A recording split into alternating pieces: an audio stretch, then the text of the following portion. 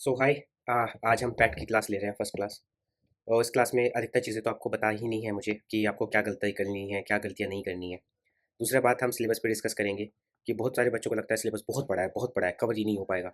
तीसरा, हम सोर्सेज़ की बात कर ही चुके हैं, फिर भी एक बार मैं आपको बताने की कोशिश करूँगा कि सोर्सेज़ आपको क्या-क्या पढ़ने हैं।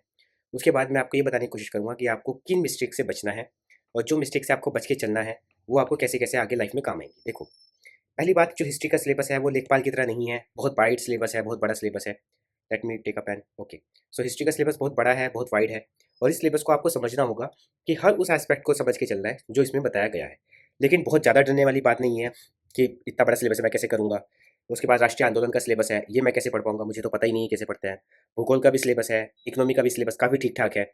उसके बाद हमारी जो पॉलिटी है, इंडियन कॉन्स्टिट्यूशन, उसका भी सिलेबस बहुत ठीक है। साइंस में आपकी स्टैटिक साइंस है, लेखपाल वाली करंट साइंस नहीं है, तो उस पर ध्यान देना। अंकगणित में आपका बिल्कुल normal concept, basic basic concept है, पर उस पर भी आपको घबराने की ज़रूरत नहीं है। हिंदी में ठीक है, कुछ ऐसे शब्द हैं जो आपको पता होंगे, कुछ ऐसे शब्द हैं जो नहीं पता होंगे, वो भी ठीक है, उसमें भी आपको डरने वाली बात नहीं है। इंग्लिश अगर नहीं पता है तो उसको कुछ ट्रिक होती है इन क्वेश्चन को सोल्व करने की, वो हम आपसे शेयर करेंगे। सेम चीज़ लॉजिक और रीजनिंग के साथ है, प्रैक्टिस करते रहोगे तो ये चीज़ें हो जाएंगी।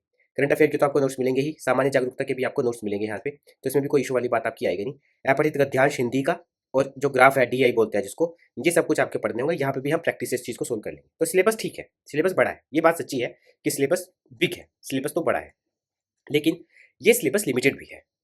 और लिमिटेड इन द सेंस, ये इतना बड़ा सिलेबस नहीं है कि आपको सब कुछ पढ़ना है और हर डिटेल से पढ़ना है। आपको क्या नहीं पढ़ना है ये पता होना चाहिए, और क्या नहीं पढ़ना है वो जिम्मेदारी मेरी है। और वो मैंने कहाँ से सोर्स किया है, वो पीवाईक्यू से सोर्स किया है ना, कि क्या पढ़ना है क्या नहीं पढ़ना है, इसका ट्रेंड मैंने पीवाईक्यू से लगाया। और हम जो पीवाईक्यू में आया उसका +1 या +2 लेवल लेके चलेंगे, ताकि हमें कोई इशू ना आए कि कोई एग्जाम टफ आ गया। जैसे कि एक बार पैट का एग्जाम काफी टफ आया था, बच्चों की स्कोर बहुत ज्यादा गिर गए थे। रीजन, उन्होंने उस टफनेस के लिए तैयारी नहीं की थी।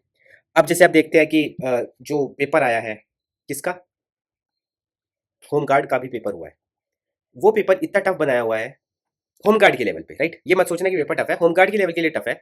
कि अगर आप नहीं रोक सकते कमीशन को कि वो लोअर पीसीएस का पेपर टफ नहीं बनाएगा, हालांकि दोनों के कमीशन अलग अलग थे, पर फिर भी ये ट्रेंड देखने को मिला है कि अब बहुत सारे लोगों के पास बहुत अच्छे अच्छे सोर्स आ चुके हैं।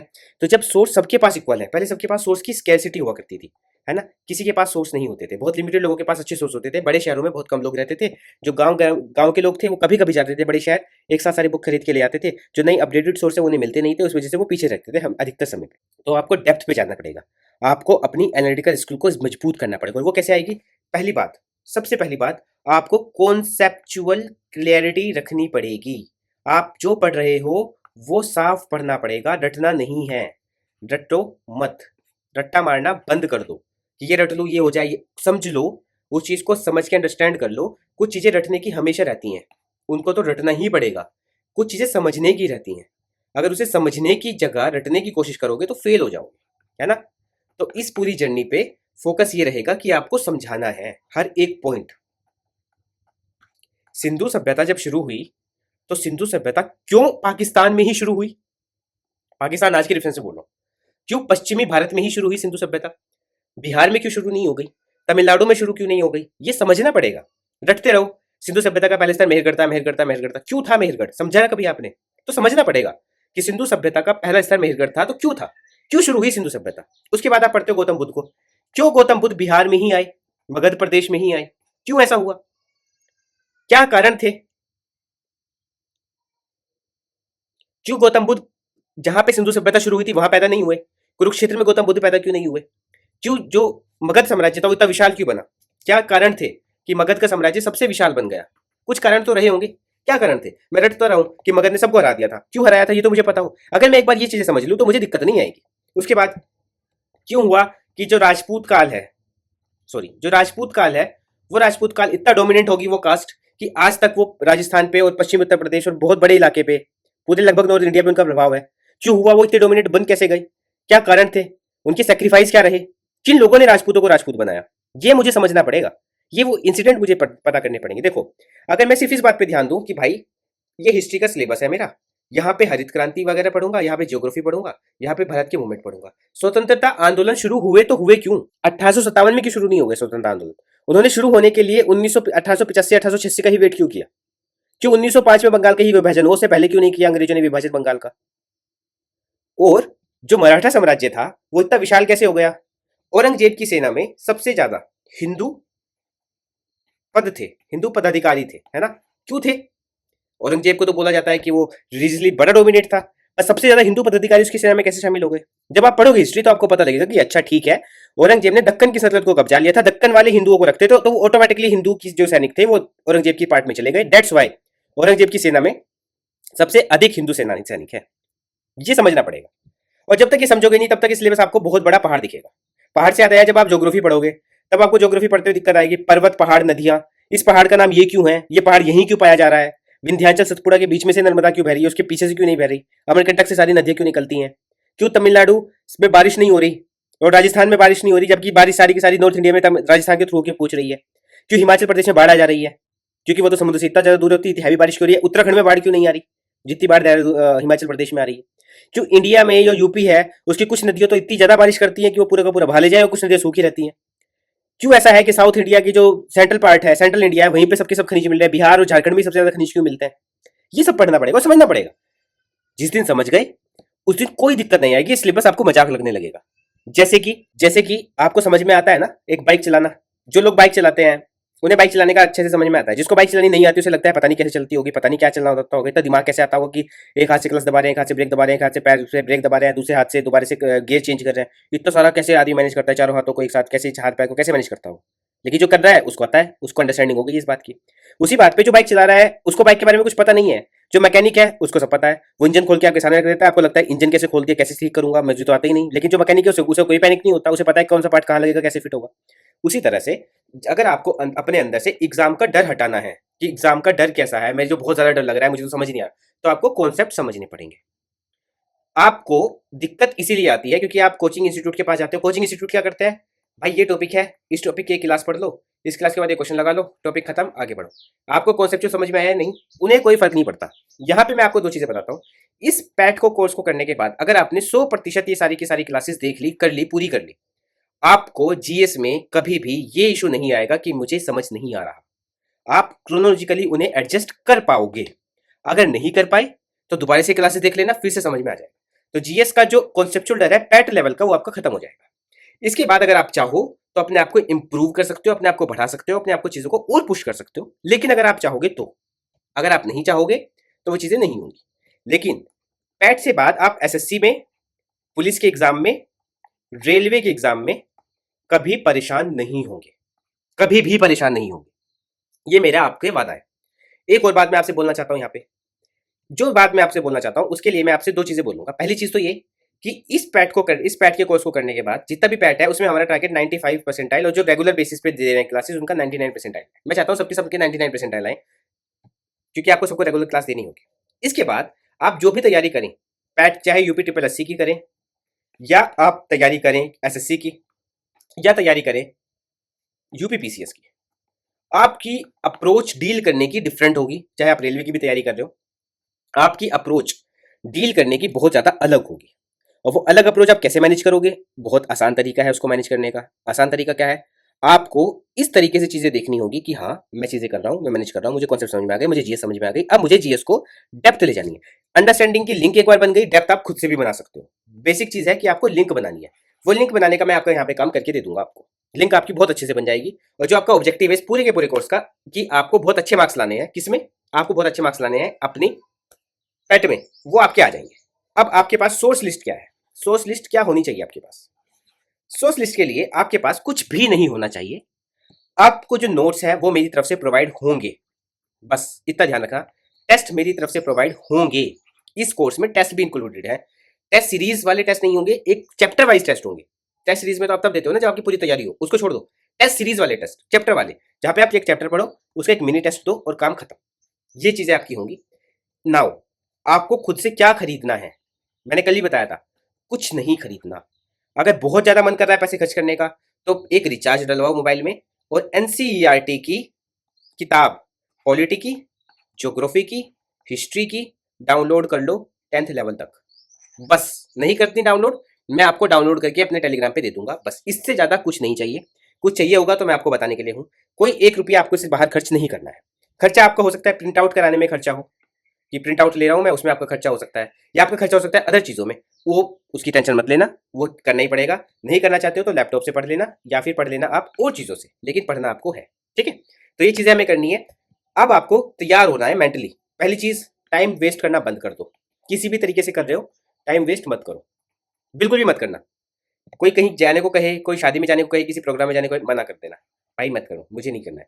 तब तक मना करना है जब तक ये पैट का कोर्स पूरा नहीं हो जाता।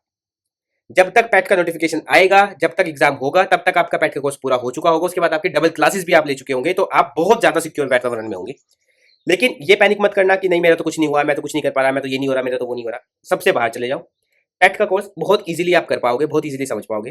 पैट का कोर्स पूरा करो, अपनी लाइफ का एक टारगेट बना लो आज से और अभी से। जब तक पैट का कोर्स नहीं होता पूरी तरीके से, मैं अच्छे से नहीं कर लेता, पैट में मैं 100% टॉपिक खत्म नहीं कर देता, तब तक मैं घूमने वामने नहीं जाने वाला। तब तक मैं किसी के साथ टाइम खराब नहीं करूंगा, क्योंकि एक घंटे के लिए आप निकलो और वो एक घंटा बदलते बदलते कैसे 6 घंटे में बदल जाएगा आपके टाइम वेस्ट करने में, आपको पता नहीं चलेगा। तो आपको ये सब चीजें करनी है। और हाँ, इसके साथ साथ आपको और भी चीजें साथ लगी हुई होंगी। मैं उस एग्जाम की तैयारी कर रहा हूँ, मैं इस एग्जाम की भी तैयारी कर रहा हूँ, मैं साथ में कैसे टाइम एडजस्ट कर लूँ। क्या मैं तो इस भी एग्जाम की तैयारी कर रहा था, पैट भी आ गया तो मैं पैट की तैयारी करने में लग गया। हो सकता है आप में से कुछ लोग बाद में ज्वाइन करें, पैट के एग्जाम से पहले पहले ज्वाइन करें कि हाँ बस पैट का नोटिफिकेशन आ गया, क्योंकि ये तो कोर्स हमने तब लॉन्च किया ना जब पैट का नोटिफिकेशन अभी आया नहीं है। हो सकता है आप में से तब लोग ज्वाइन करें कि नहीं पैट का नोटिफिकेशन आ गया है, अब मैं ज्वाइन करना चाहता हूँ, अब मैं कैसे ज्वाइन करूँ। तो कोई बात नहीं है, जब पैट का नोटिफिकेशन आ गया है तब भी आप इसको पढ़ सकते हैं। इतना ज्यादा आप पे काम नहीं होगा, पैट का सिलेबस में डेप्थ इतनी होती नहीं है, फिर भी हम एक ठीक ठाक डेप्थ के साथ लेके चलेंगे। पढ़ाने की जो स्ट्रेटेजी होगी वो इस हिसाब से होगी कि वो आपको समझ में आ जाए, आपको इशू ना हो। और अगर आपको इशू नहीं होगा तो क्या फायदा होगा उसका आपको इशू ना होने का, कि आप बहुत अच्छे से बहुत मेहनती करके उस चीज को प्राप्त कर सकते हो, उस चीज को कर सकते हैं हैंडल, है ना। तो आपको चीजों पे ध्यान देना है, डेज पे ध्यान नहीं देना, अपनी मेहनत पे ध्यान देना है। जो लोग बहुत बाद में जुड़े हैं सिलेबस के, या इन्होंने कोर्स लॉन्च होने के बाद जुड़े हैं, अब वो कहेंगे कि मेरे पास इतना कम समय बचा है, क्या मैं कर सकता हूँ तैयारी, मेरे पास इतना कम समय बचा है, क्या मैं इसकी तैयारी कर सकता हूँ। बिल्कुल कर सकते हो, बहुत अच्छे से कर सकते हो, बस मेहनत करते रहना, मेहनत करोगे तो हो जाएगा। ठीक है, आज के जो बच्चे हैं उनको क्या क्या करना है, उनके लिए मैं आपको बता देता हूँ। बहुत सिंपल सी चीजें हैं जो आपको करनी है। मैं ये मान के चल रहा हूँ कि आप सब जीरो पे है, आपको कुछ नहीं पता, है ना, आप सब जीरो पे है, आपको कुछ नहीं पता। तो अभी आपको क्या करना है, अभी आपको जाना है, यूट्यूब खोलनी है। क्या खोलनी है आपको, यूट्यूब। यूट्यूब खोलने के बाद एक सीरियल आता था भारत सरकार का इतिहास को लेके, जिसका नाम था भारत एक खोज। इस सीरियल को आपको देखना है, इसके कम से कम 15 से 16 एपिसोड है। इससे पढ़ के क्या होगा, ये आपको भारत की हिस्ट्री का रिकैप दे देगा एक। इसमें सिंधु सभ्यता से लेके, शायद से सिंधु या मौर्यन पीरियड से लेके आधुनिक भारत तक की सभी के सभी इंसिडेंट की एक वीडियो बना रखी है उन्होंने, एक नाटक के तौर पे बना रखा है पूरा का पूरा। ये आज आपको देखना है, भारत एक खोज की सीरियल्स को एपिसोड सॉरी एपिसोड 15 के आसपास उसमें है। ये आपको देखने हैं, 30-30 मिनट के शायद से एपिसोड है। इसके सिवा कुछ और देखने मत बैठ जाना। शुरुआत करना पहले एपिसोड से, अंत करना लास्ट एपिसोड पे, और बस बंद करके रख देना। ये आपके दिमाग में हिस्ट्री की एक क्रोनोलॉजी सेट कर देगा। ये आपके कुछ कैरेक्टर से इंट्रोड्यूस करा देगा, अकबर से, जहांगीर से, ये आपको मौर्य पीरियड से अशोक करा देगा, अशोका से इंट्रोड्यूस करा देगा, ये आपको इंट्रोड्यूस करा देगा कुछ ऐसे भी एस्पेक्ट से जो आपने अब तक नहीं देखे हैं हिस्ट्री के, आपको समझ आ जाएगा। ठीक है, ये किसी भी चीज को शुरू करने का पहला क्राइटेरिया है। अपनी पढ़ाई को शुरू करने के, अगर आपको कुछ नहीं पता है तो यहां से पढ़ाई शुरू की जाती है, तो वो आपको देखना है। अब आपको लगेगा यार ये क्या बात हुई, मैं यूट्यूब के लेक्चर देखूं, भाई वो वीडियो एनसीईआरटी की कमेटी के द्वारा गठित सदस्यों ने बना रखी है। पूरी की पूरी हिस्ट्री को एज इट इज बताया हुआ है। वो हो सकता है कि एग्जाम में उन एपिसोड से ही आपके 3 से 4 सवाल आ जाए हिस्ट्री के, इस लेवल की डेप्थ है उसमें। तो उनको देखना है आपको, पहला काम आपको ये करना है। दूसरा, जब आपकी क्लास होगी कल, तो कल आपको मैं हिस्ट्री से शुरू करूंगा। मैं आपको हिस्ट्री पढ़ाऊंगा, हिस्ट्री समझाऊंगा, सिंधु सभ्यता हमारा चैप्टर रहेगा। तो उसके लिए आपको क्या करना है, सिंधु सभ्यता के लिए कुछ भी नहीं है आपने समझना, कुछ भी नहीं, सॉरी, आपको कुछ भी नहीं करना। आपके पास एक पेपर होना चाहिए, बस आपके पास एक पेपर रहे, आपके पास एक पेन रहे। मैं आपको समझाऊंगा ज्यादा, लिखवाऊंगा कम, और आपको जो हैंड आउट में दूंगा, हैंड आउट हर कोर्स के नीचे, इस वीडियो लेक्चर के नीचे मौजूद रहेगा। उस हैंड आउट को आपको डाउनलोड करना है और डाउनलोड कर कर पढ़ लेना है, बस इतना करना है। उसके बाद उसमें जो चीजें मैं बताऊंगा एडिट करने की, वो आपको एडिट कर लेनी है और आपका काम खत्म हो जाएगा। बस इतना है, इतना आपको करना है। इतना आपने कर लिया, आपका सिलेक्शन पैट में बहुत अच्छे नंबर आपके आ जाएंगे, कि इतना आ जाएंगे कि आप सिलेक्शन ले सको किसी भी एग्जाम में। ठीक है, अगर इतना नहीं किया, इतने करने में हल्का सारा है, तो प्लीज अपनी पढ़ाई को आज से ठीक करना शुरू करो। जब तक ये कोर्स खत्म नहीं होता तब तक लगातार मेहनत करते रहो, बहुत मेहनत करो, इतनी मेहनत करो कि आपके 99 परसेंटाइल से नीचे नंबर ना आए। ठीक है, ये चीजें करनी है। अच्छा, जो भारत एक खोज वाला वो है एपिसोड है, उसकी मैं लिंक आपको दे दूंगा टेलीग्राम पे, उसकी वहां पे लिंक पे जाना, उसको देखना, और उसको देखने के बाद उस चीज को पूरी की पूरी एपिसोड को पढ़ लेना, समझ लेना। नोट्स नहीं बनाने हैं, जो मैं आपको दूंगा उसके नोट्स बनाने हैं, उसके भी नोट्स नहीं बनाने हैं। हैंड आउट दूंगा, हैंड आउट को जरूर बेजरूर लिखना है और उसको एडिट करके मुझे देना है। अगर आपके पास प्रिंटर नहीं है तो आपको हर रोज प्रिंटर वाले को 10 से 15 रुपए खर्च करने पड़ेंगे। मत करना खर्च, इससे ज्यादा अच्छा ये है कि लिख लेना हाथ से। ठीक है, आपको अगर टाइम बहुत वेस्ट होगा, क्या टाइम वेस्ट होगा इसमें, आप हाथ से लिख रहे हो और हाथ से लिख लिख के आप चीजें देख रहे हो, आपको याद भी तो हो रही है साथ ही साथ, याद नहीं हो रही। तो जिन लोगों के पास प्रिंटर है वो तो प्रिंट कर लेना खुद से, जिनके पास नहीं है उन्हें हाथ से लिखना है। और ये तब के लिए है जो वो लोग जो अभी शुरुआत कर रहे हैं हमारे साथ साथ, जो लोग बाद में आएंगे, बाद में ऐड होंगे, समय कम रहेगा। अगर नोटिफिकेशन से पहले आप ये वीडियो देख रहे हो तो आपको पास कोई नहीं है, आपको प्रिंट नहीं करवाना है, फिर आपको लिखना है हैंड आउट को। अगर आप देख रहे हो नोटिफिकेशन आने के बाद ये वीडियो, तो फिर आप प्रिंट करा सकते हो। ठीक है, फिर आपके पास प्रिंट कराने के ऑप्शन है। लेकिन जितने भी लोग होंगे आप में से सबको ये चीजें करनी होंगी, राइट। तो कल आपकी क्लास अगेन 1 बजे होगी, 1 PM पर। आप इसको कभी भी देख सकते हो, कितनी भी बार देख सकते हो, तो उसकी कोई इशू नहीं है। पर कल 1 PM पे आप सब तैयार रहिएगा।